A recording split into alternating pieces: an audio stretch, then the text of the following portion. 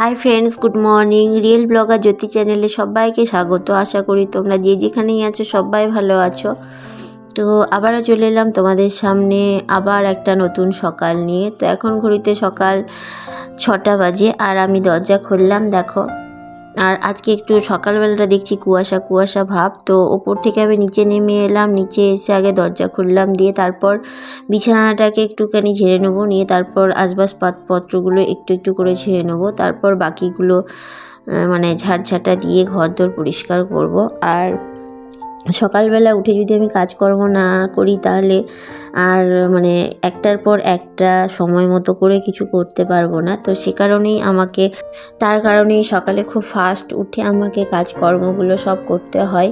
তো দেখছি এই কয়েকদিন থেকে ইঁদুরটা নেই, তো বেশ ভালোই হয়েছে। নাহলে যখনই ঘরের মধ্যে ইঁদুরটা থাকতো আর তালা বন্ধ করে চলে যেতাম, তো ঘরটা পুরো যখন সকালবেলা খুলতাম তো ইঁদুরের গন্ধ আর গোটা তাকগুলোতে পটি ফটি ফেলে রাখতো। তো এই কয়দিন থেকে দেখছি ইঁদুরের পটিও নেই আর ইঁদুরের গন্ধও নেই, আর ইঁদুরটা আমি দেখতেও পাচ্ছি না। তো আমি এখন বিছানাটাকে উপর থেকে একটু ঝেড়ে নিলাম, তারপরে ফ্রিজটাকে মুছে নিচ্ছি। এগুলো রোজই করি, আর রোজ না করলে জিনিসপত্রগুলোতে প্রচুর ধুলো পড়ে, আর ধুলো পড়লেই জিনিসগুলো নষ্ট হবে। তার কারণে আমি প্রতিদিন এগুলোকে একটু করে ঝেড়ে মুছে নিই। তো তেমনই ফ্রিজটাকেও আগে ঝেড়ে মুছে নিচ্ছি, তারপরে আলমারিটাকে মুছে নেবো। আলমারিগুলো যা আছে আসবাবপত্র সব মুছে নেবো, দিয়ে তারপর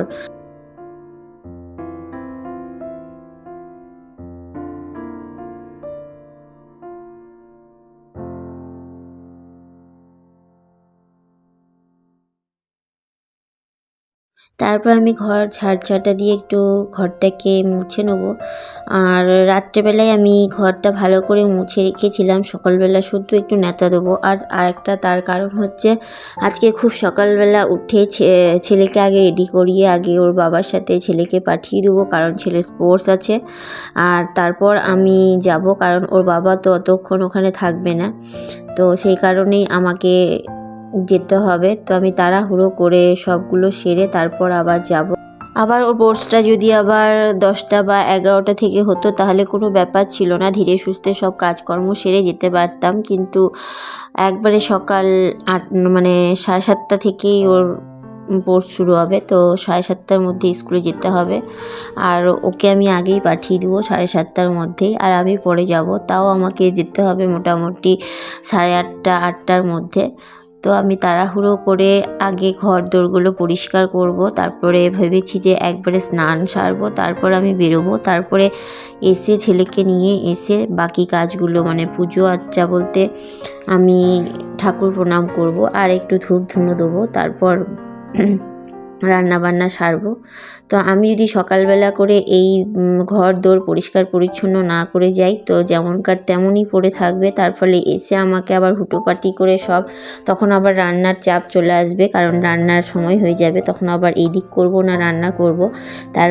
তার কারণে অন্তত এই দিকটা আগে সেরে যাওয়ার চেষ্টা করছি। তো এগুলো আগে গুছিয়ে পরিষ্কার করে সব কিছু তারপরে উপরে যাব, উপরেও পরিষ্কার করব, দিয়ে স্নান সারবো, তারপর যাব। তারপর স্নানটা সেরে থাকলে অনেকটাই মানে হালকা হয়, মানে স্নানটা সবথেকে বড় কাজ। তো স্নান সারা হয়ে গেলে তারপর আমি মানে রেডি হয়ে যাব, আর টাইম পাবো না ঠাকুর ঘরে ঢোকার, কারণ ঠাকুর ঘরে ঢুকলে তো আবার ঠাকুর ঘর পরিষ্কার পরিচ্ছন্ন করতে হবে। আর যদি এসে দেখি শাশুড়ি মা ঠাকুর ঘর পরিষ্কার করেননি বা শাশুড়ি মার তখনও হয়নি, তো তখন ঠাকুর ঘর পরিষ্কার করব। তো আমি এই ভিডিওটা করেছিলাম যেদিন, তারপরে 2 দিন পর আমি ভয়েস ওভার দিয়েছি। তার কারণেই আমি এটা আগেই বলে দিলাম যে ঠাকুর ঘরটা সেদিন পরিষ্কার হয়নি, কারণ শাশুড়ি মা এসে দেখি আমি শাশুড়ি মার যে স্নান হয়নি, তখন ঘড়িতে 10:30 বাজে। তো আমি আবার এসে কাপড় জামা ছেড়ে আবার ঠাকুর ঘরে ঢুকলাম, দিয়ে শিব মন্দিরে গেলাম, সেখানে আবার ঠাকুর পরিষ্কার মানে ঠাকুর ঘর মুছে পরিষ্কার করে আবার উপরে আমাদের ঠাকুর ঘর পরিষ্কার করে সব ধুনো দিয়ে প্রণাম সেরে তারপরে রান্নার কাজে ঢুকেছি। তো এই জন্যেই মনে মনে মনে হলো যে ভাবলাম যে আমরা মেয়েরা যদি বিয়ে না করতাম বা শ্বশুরবাড়ি আমাদের মেয়েদের না থাকতো, তাহলে আমরা হয়তো দায়িত্ববোধ কী জিনিস বুঝতাম না। আর একা দায়িত্ব নিয়ে একটা মেয়ে পুরো সংসার সামলিয়ে আবার ছেলে মেয়ে বাচ্চা সামলানো সত্যি যে কতটা চাপের সেটাও বুঝতাম না। যেটা আমাদের মা করেছে সেটা নিজে যদি আমি কোনো নিজে যদি আমি ভূমিকাটা পালন না করতাম সেটাও বুঝতাম না। তো হয়তো বা আমাদের প্রত্যেকটা মেয়েই বাবা মায়ের কাছে থাকলে যে এতটা দায়িত্ববোধ বা এতটা দায়িত্ব নিতে হয় হয়তো বা বুঝতে পারতো না যদি বিয়ে না করতো বা শ্বশুরবাড়ি না থাকতো।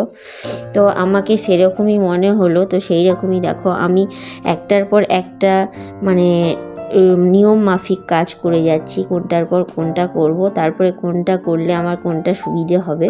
তো সেরকমই। তো দেখো এদিকে ঘর দোরগুলো ঝাড় দিয়ে নিলাম, রগ উঠোনও ঝাড় দিয়ে নিলাম, দিয়ে তারপর জল চলে এসছে, এখন ঘড়িতে 6:30 বাজে। তো জল চলে এসছে, তো আগে জলগুলো ভরে রাখবো, কারণ জলগুলো ভরে রেখে তারপর যাব। আর না হলে জলগুলো সেই বাসি জলগুলো একটা হয়তো বালতি, খুব জোর হলে একটা বালতি বাসি জল ফেলে ভালো টাটকা জল তুলবে, আর বাকিগুলো থেকেই যাবে।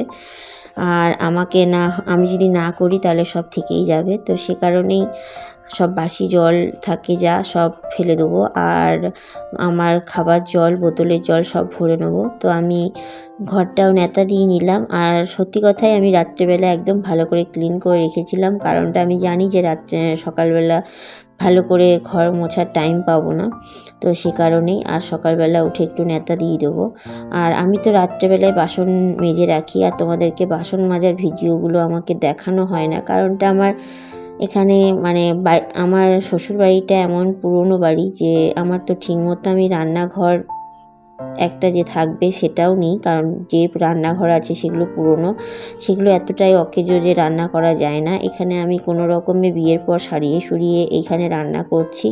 আর বেসিনটা এমন জায়গায় বসানো হয়েছে যেখানে দিনের বেলা ভিডিও আসে কিন্তু করি না, আর রাত্রেবেলা তো একদমই লাইটের জন্য ভিডিও ভালো আসে না, তার কারণে রাতে বাসন মাজি, তো আমার বাসন মাজার ভিডিওটা দেখানো হয় না। তো আমি সে কারণেই বাসন মাজার ভিডিওগুলো দেখাই না। তো দেখো এবার সব বালতিগুলো বার করে নিলাম, দিয়ে ওই জলগুলোকে ফেলে টাটকা জল ভরবো।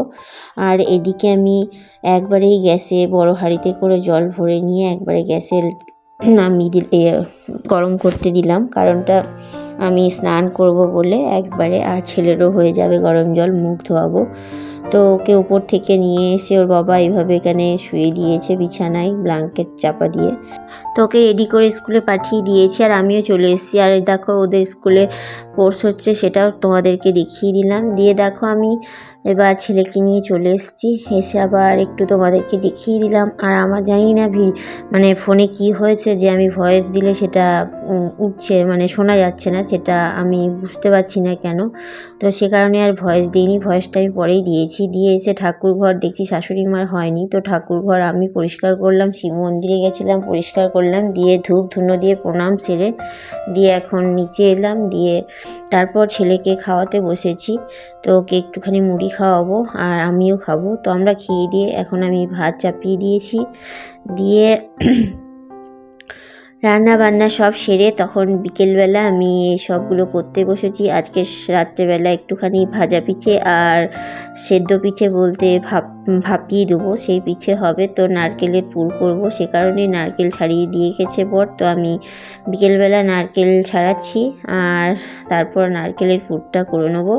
দিয়ে তারপর আমি আগে ভাজা পিঠে বানাবো, তারপরে সেদ্ধ পিঠে করব। তো জানি না ভিডিওটা তোমাদের কেমন লাগবে, যদি ভালো লেগে থাকে প্লিজ লাইক শেয়ার সাবস্ক্রাইব করো, আর ভালোবেসে আমার পাশে থেকো। তোমাদের একটা লাইক আমাকে পরবর্তী ভিডিও বানাতে খুব মোটিভেট করে, তো প্লিজ একটা লাইক দিও। আর তারপর চলে এসেছি, দেখো আগে মুগ ডালটাকে একটু নেড়ে ছেড়ে নিচ্ছি, তারপরে মুগ ডাল আর আলু সব সেদ্ধ করব প্রেসারে, দিয়ে তারপর সেগুলোকে একটা ডোয়ে পরিণত করব চালের গুঁড়ো দিয়ে, তারপর সেগুলোকে পুর ঢুকিয়ে তেলে ভাজবো। তো অনেকটাই টাইম লাগবে। তো এদিকে দেখো ভাজা মানে সেদ্ধ পিঠে ভাপিয়ে দেবো এই পিঠেটা। তো কিছুটা ছেলেও বানিয়েছে, কিছুটা দেখে বুঝতে পারলে যে ছেলে কোনগুলো বানিয়েছে। আর এদিকে দেখো পিঠে একটা ভাপাতে দিয়েছি আর এদিকে ভাজা পিঠে ভাজছি।